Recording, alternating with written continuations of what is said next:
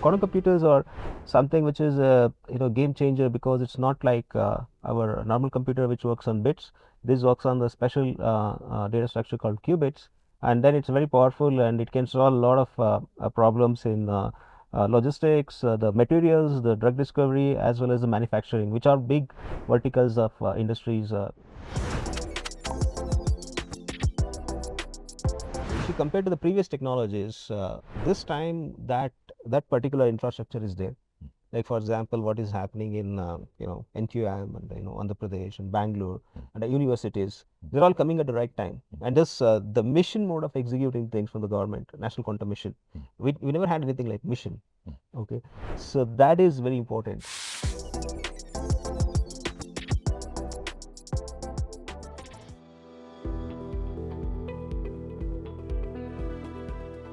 Yeah, hi, this is Mohan, a partner at Avataar Ventures. Today we are happy to announce investment into QPi AI, a company in quantum computing based out of Bangalore in India. Avataar is a B2B growth fund. We do deep tech, AI in both the knowledge world and in physical world, and B2B2C investments. As part of our investment thesis, we have looked at AI companies, AI in robotics, AI in industrial automation, and as a part of that, we also evaluated quantum computing. We met about a dozen companies globally, primarily in different areas, both in India and US. And finally, we decided to put investment in QPi AI. And this is our first investment in quantum and probably is not the last. And we'll be glad to have Nagendra, founder and CEO of QPi AI. Okay? Yeah, thanks, Mohan. Yeah. So basically, this is a really pleasure to have Avataar as our investor. I think this is a defining moment and a big milestone for the company for a Series A. They're leading the Series A along with NQM, which is a National Quantum Mission. And to tell about, QPi AI is into intelligence modeling, intelligence compute via quantum computer. And what we do is, it's a 5-year-old company, and we are profitable for 3 years. And this year again, will be profitable. And what we have done so far is we've done the software and the systems, and now we are installing quantum computers in data centers. And this is getting a lot of momentum in terms of the reach, as well as in terms of penetration that we can do India and abroad. And that's about the company. And what we look forward next is really having a commercial grade quantum computer. Quantum computers are something which is a game changer, because it's not like our normal computer which works on bits. This works on the special data structure called qubits, and then it's very powerful and it can solve a lot of problems in logistics, the materials, the drug discovery, as well as the manufacturing, which are big verticals of industries in our world. Thanks. And let's go back in time, right? Yeah. Can you just briefly tell about yourself? Why quantum? Okay? Why not something else? Sure. So my background is 25 years in the industry. I worked in Qualcomm, Nvidia, ST, and Lucid Microelectronics. My last job was in Nvidia. And what happened during that time, 2012 to 2016, is I saw this DeepMind playing the Atari using AI, and I thought AI would not stop. And the bigger problem what we had is the amount of energy that is required for intelligence modeling. Like for example, to just expand on this, the amount of energy that is required to process the models like neural networks or LLMs, that was very high. And today what we are discussing is putting a nuclear reactor next to a data center. That is one thing. And the second thing is the modeling itself is getting saturated. I mean, after some time, a third or fourth version of all the models, as you see LLMs in the public domain, so they get saturated. And that is a big opportunity for us as GPU penetrated and AI industry has grown up, and we see rapid penetration of AI. Also, we will hit the road in terms of two of this industries that are problematic. Is one is on the processing computing, and second thing on the modeling itself, because the model we have right now are not very accurate. If you look at LLMs, it may be 40-60% accurate, but certain industrial applications require very accurate model where quantum computer can help. Second thing is really on the processing, where we can see that if you have a commercial grade quantum computer, then we can really get to a stage where model can be deep, they are very accurate, and they can model to a level where a lot of intelligence can be modeled in a simple data structure and simple processing. So one of the experiment that Google has done is they showed that the circuit sampling, which takes around 26 kilowatt would have taken around 15,000 kilowatts by classical computer. And also processing which can be done in 200 seconds would have taken 10,000 years. Now, if we need to enhance intelligence modeling, that is AI, we do require quantum computer. So today, the modeling, what we are doing is a high dimension model for materials and drug discovery, and AI would be next. Thank you. So what you're saying is AI is energy consuming, right? And it's going to hit a roadblock sooner or later. Absolutely. And the next generation post that is going to be quantum. Yes. Quantum is very energy efficient. Yes. What else, right? Is there do you need any technological breakthroughs to get to quantum, or where are we in the life cycle? Is it next 2 years, 5 years? When do you think? Yeah, if you look at our own roadmap in QPi AI, today we have around 25 qubit. This is a transmon-based superconducting qubits. And if you look at the roadmap, what we have is that we go on adding more and more qubits, which is a NISQ, that is noisy intermediate state quantum.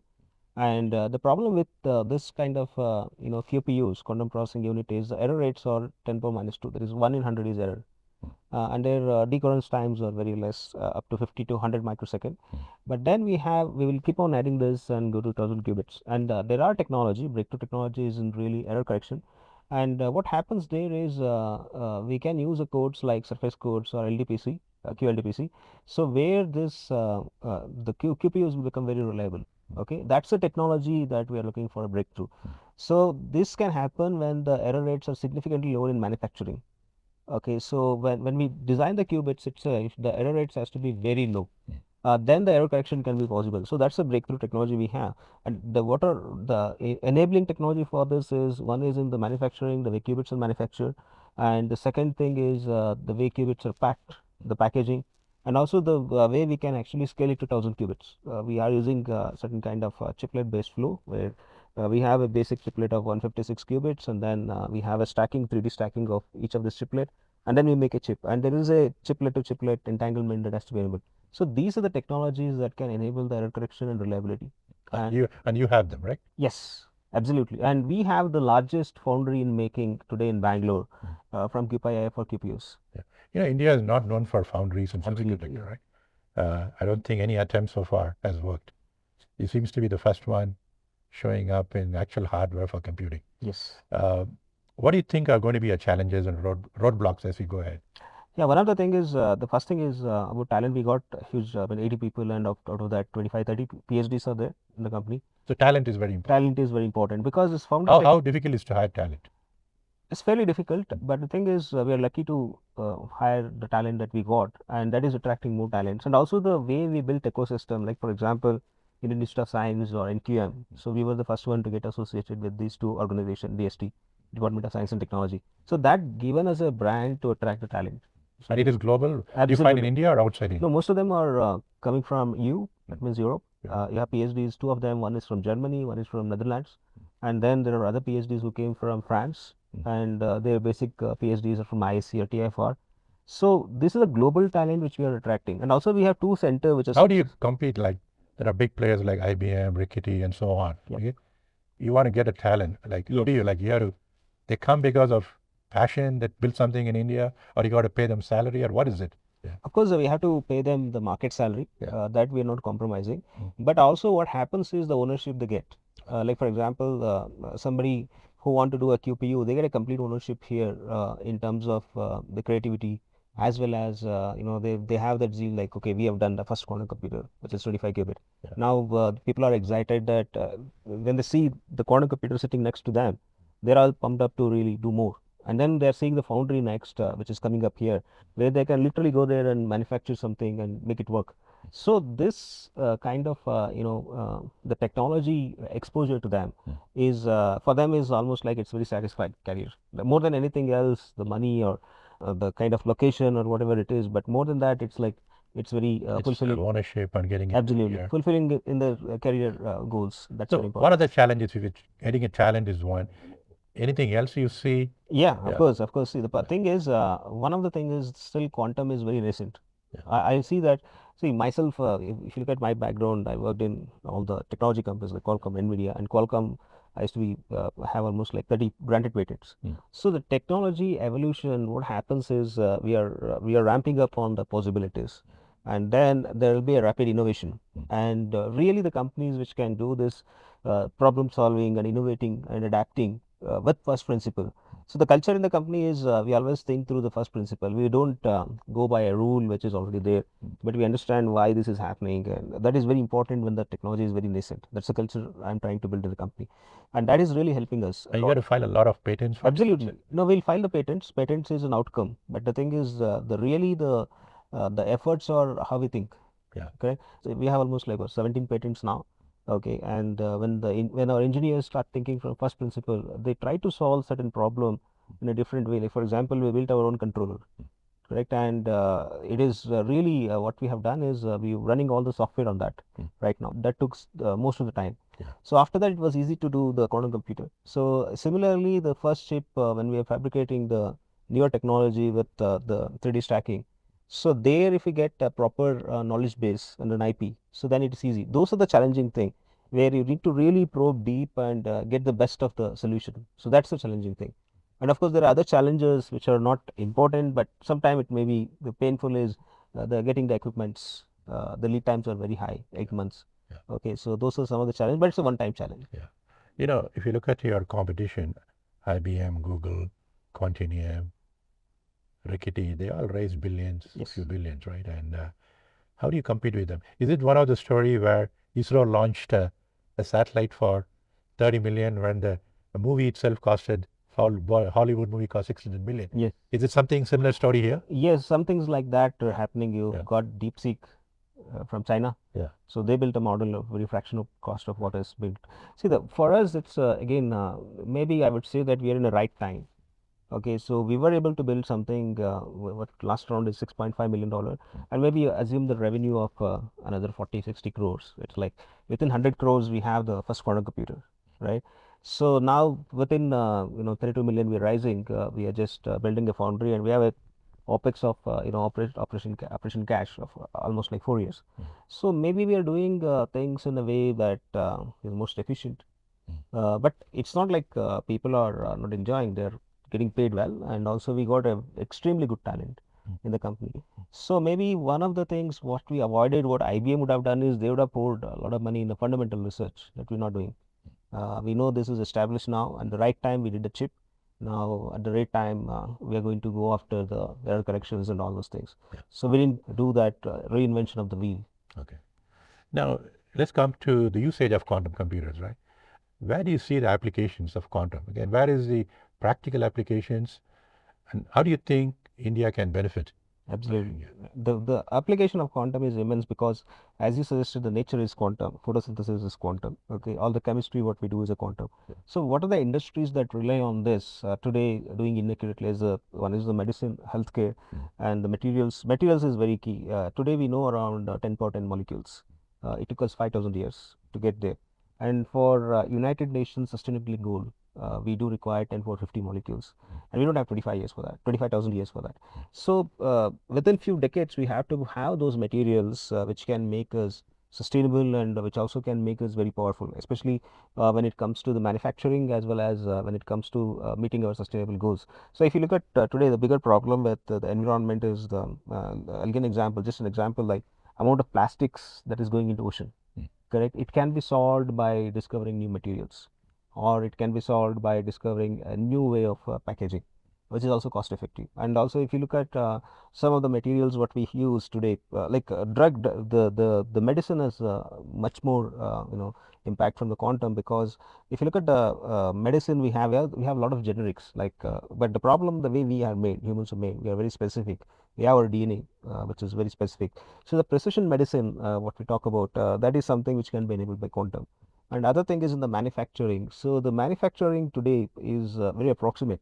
If you want to manufacture some design, you can take typically something like a battery, or something like the car, or maybe something like a robot, right? It's all very approximate. We use approximate material, approximate way of manufacturing, and that can be optimized using quantum. One of the examples we did with one of the biggest automotive, they were doing the simulation of the car, which used to take 48 hours. We were able to do it in 30 minutes, and also it was very optimal. So these are the areas which will immediately get affected. And the last one is the finance. The finance is on the one of the things what we heard today in the news is crypto will be broken by quantum, right? The new security has to come. Okay, and also the finance, the way we can detect the fraud, we can do the transaction, and we can report the risk. Risk reporting is a very important thing in big banks. So that is where quantum has a huge application. Okay. So you're saying quantum in material science, life sciences, even in finance. Yes. I think that's the way go Yeah. forward. You know what? Can you demystify quantum a little bit, right?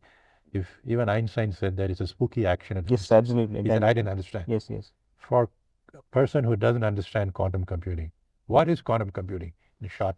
Yeah, so I'll just give an example. If you have currently the way computing works, it works on the binary. Okay, and what happens with that kind of the basic layer that is built for computing is you have a massively parallel problem given to us, and then what happens is we solve those problems sequentially, and some of the problem we consider as NP hard. So if you look at computation, there's a definition of computation complexity. The classical compute, the way it work is that when you have a massively parallel data and which has high dimension, for example, you have the drug data, right? It has multiple, each molecules have different behavior, and then there are a lot of aspects to that. So there what happens is it's a massively parallel problem and you're solving sequentially one by one. It's like you have a maze. You have a maze traversal problem to reach from one end to this end. And after doing that, computer should take sequentially one route after other route to reach there. Where quantum computer can do it in parallel, take multiple routes at the same time and know which is the correct route. And that is what is possible with something like the materials and the drug, the finance, which are high dimensional data.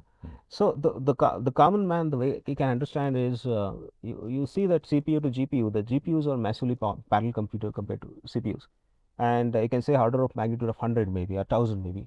But when you compare GPUs to quantum, quantum will be billions of times parallel compared to GPUs. That's the best way to imagine quantum computers. Do you think classical computing will go away in 10 years? No. No. Why? Because the thing is, quantum is, see, it's like this. The way I imagine the next 10 years to be is, so if you go back to 2000s, okay, data center were full of CPUs. There were no GPUs. Okay, then what happens is you got a new workload called AI, machine learning and graphics and the gaming. Then the data centers, the way they got architected is CPU is like running operating system, and there's a special workload where GPU runs, right? So in next 10 years, what happens is we know that GPUs are not efficient compared to quantum computer in certain workload, which is high dimensional problem, combinator optimization problem, NP hard problem. So the architecture of data center will be CPU, GPUs, and then QPUs. Okay. So that's how it works. All three will coexist. Yes, coexist, and most precious of this the stack will be QPUs because it is solving the hardest problem possible with the lowest power. And then what happens with AI is AI also become a hybrid. Some part will execute on GPUs, some part on the QPUs, and more workload as we grow, as the humanity grows into sustainability goals or into actually well-being of humanity, the more and more workload goes to a QPU from GPUs because we also need to have energy conservation and you have to get more at a less cost. Okay. Yeah, that will be the next 10 I years. think all three will coexist. Yes. Use for special use cases. Absolutely, absolutely, absolutely. Okay, coming back to India. Okay. Yeah. India missed the semiconductor wave, right? And probably also the AI infrastructure. Absolutely. Yeah. Do you see quantum help India pull back in the race, or what is your view on? Yeah, absolutely. See, if you look at the current landscape of quantum computers, everybody at the same error levels.